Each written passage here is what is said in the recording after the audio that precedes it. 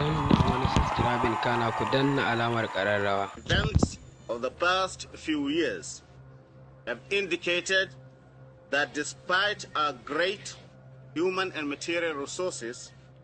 So I heard you met the then Colin Buhari when he was governor of the Northeast. Way back in the early 70s or mid 70s, I was a young student, aged about 18, 19, and he was then governor of the Northeast.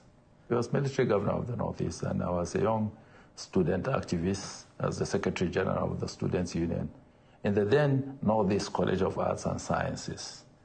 And when Murtala was killed, I led the delegation of students to protest the killing of Murtala, demanding that the coup plotters be brought to book and be tried.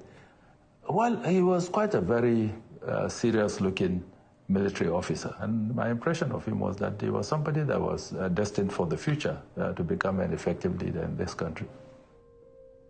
General Shehu Yaradua, may God bless him, may Allah have mercy on him, told me how Buhari was made Minister of Petroleum in Obasanjo's government.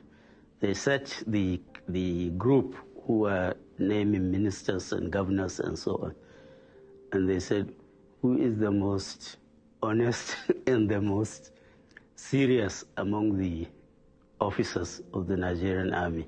The one with the most integrity, and they honed in on Buhari. So they appointed him Minister of Petroleum, and they all thought he will not get his hands dirty with oil money.